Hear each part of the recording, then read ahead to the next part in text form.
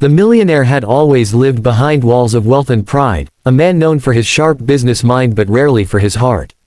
His mansion gleamed with marble floors and golden chandeliers, yet the air inside often felt cold and empty.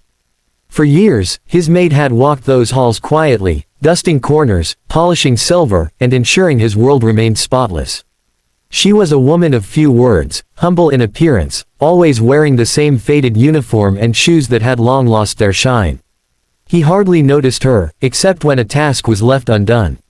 But one evening, as he passed through the hall, his eyes fell on her hands, red, cracked from cleaning chemicals, trembling slightly as she carried a heavy tray.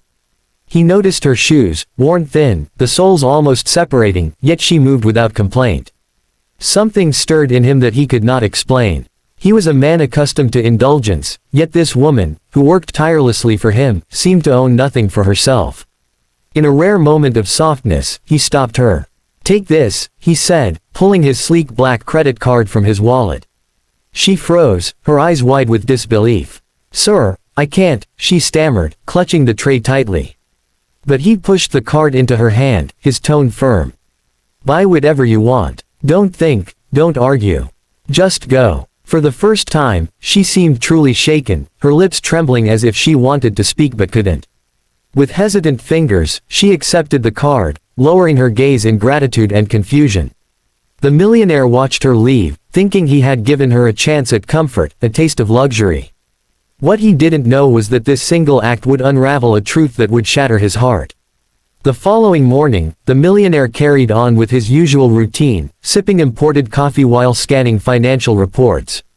Nothing in his world ever truly surprised him, until his accountant called with a puzzled tone. "Sir, there have been some unusual charges on your credit card," the man explained. The millionaire expected to hear the names of expensive boutiques, jewelers, or perhaps even a lavish spa. Instead, the accountant read aloud purchases from grocery stores, discount clothing outlets, a pharmacy, and even a toy shop in a rundown part of town. The millionaire frowned, tapping his fingers against the polished mahogany desk. He had given the card with the expectation that his maid might indulge herself, maybe for the first time in her life. A new dress, a nice handbag, shoes that didn't fall apart. But this, bags of rice, children's jackets, dolls and building blocks. None of it made sense. When she returned to the mansion later that day, she carried nothing new for herself. She wore the same worn shoes, the same faded uniform, her hands still tired and cracked. There was no sparkle of jewelry, no shopping bags, no perfume trailing behind her. She simply went back to scrubbing the kitchen counters, humming softly under her breath as though nothing had changed. Suspicion began to grow inside the millionaire. Was she being dishonest? Was she giving away what wasn't hers? His pride bristled at the thought of being deceived. And yet, when he looked at her, bent over her work with quiet focus, he couldn't bring himself to confront her. Instead, he decided he needed to know the truth. He would follow her, watch where she went, and uncover exactly what she was doing with his money. Something told him her secret was bigger than he imagined. The next afternoon, as the maid left the mansion carrying 2 large shopping bags, the millionaire quietly followed in his sleek black car. He kept a distance, his eyes fixed on her small figure walking along the sidewalk. She didn't head toward the bustling shopping districts or the luxury malls he expected. Instead, she turned down narrow streets lined with crumbling buildings, places he hadn't set foot in for years. His chest tightened as he wondered what business she could possibly have there. She finally stopped at a shabby old building with peeling paint and broken windows. The millionaire parked and stepped out silently, careful not to be seen. From the shadows, he watched her push the heavy door open and disappear inside. Moments later, he heard laughter, children's laughter. Curious and uneasy, he moved closer, peeking through the cracked doorway. What he saw froze him in place. The maid was kneeling on the floor, surrounded by children of all ages, their clothes worn and faces thin but lit with joy. She opened her bags and began handing out food, fresh bread and fruit, things they hadn't tasted in weeks. From the other bag, she pulled out toys, dolls, and small cars. The children rushed to her, hugging her tightly, shouting her name with pure happiness. She smiled through tears, gently stroking their hair, as though she were their mother. The millionaire felt a sting in his chest. These weren't her children, this was an orphanage. He noticed the dim lights, the cracked walls, the smell of dampness in the air. And yet, despite the poverty, the maid's presence filled the place with warmth. She had spent his money not on herself, but on these forgotten little souls. Standing there in silence, the millionaire felt something inside him shift, a crack forming in the fortress of his heart. The millionaire drove back to his mansion that evening, but the laughter of the children still echoed in his ears. He sat alone in his study, staring at the shelves lined with expensive books and the glittering decanters of wine, yet everything around him felt suddenly meaningless. He thought about the way the maid's eyes had shone as she handed bread to the hungry, how the children had clung to her as though she were their savior. That image burned into his mind, contrasting painfully with the emptiness of his own life.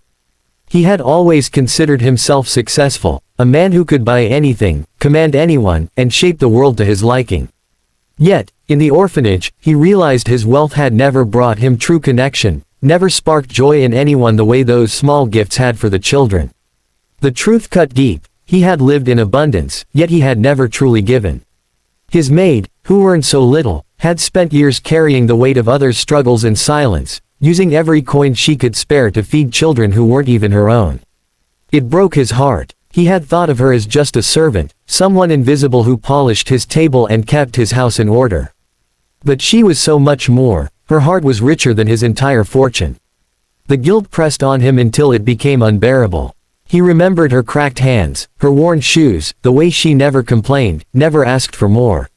She had sacrificed everything for others, while he, with all his wealth, had done nothing but feed his pride. That night, for the first time in years, the millionaire wept. Alone in his grand mansion, he felt small, humbled, and ashamed. He finally understood that true poverty was not measured by money, it was measured by the absence of compassion. The next morning, the millionaire summoned the maid into his study.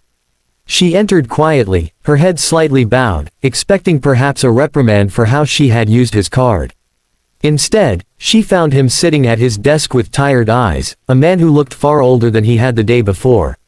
For a long moment, he said nothing, only studied her face as though seeing her for the first time.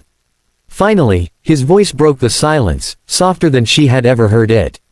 "Why didn't you tell me?" She froze, her fingers tightening around the edges of her apron. "Tell you what, sir?" she asked cautiously. He leaned forward, his eyes glistening. "About the children. About the orphanage. About everything you've been doing while you've been here, working for me." Her lips parted in surprise, and then she lowered her gaze, ashamed. "Because it's not your burden," she whispered. "I didn't want to trouble you with my small world. I only wanted to help them in the ways I could." The millionaire felt his chest ache at her humility. He stood, walked around the desk, and for the first time in his life, took her worn hands in his. "It is my burden now," he said firmly. "And it should have been long ago." His voice shook as he continued, "You've shown me what true wealth is. You've done more with your little than I've ever done with my fortune." Tears filled the maid's eyes, but before she could speak, he went on. "From today, I will take care of that orphanage. Food, clothes, education, a safe home, I will give them everything they need. And I will not stop there. I want to learn from you, to live differently, to use my wealth for good." The maid tried to protest, but the sincerity in his tone silenced her. In that moment, the distance between a millionaire and his servant vanished. He had once given her a credit card, but she had given him something priceless, a chance at redemption, and a heart awakened to compassion. From that day forward, his life was no longer about riches, but about love, service, and the children who had taught him what it meant to be truly human.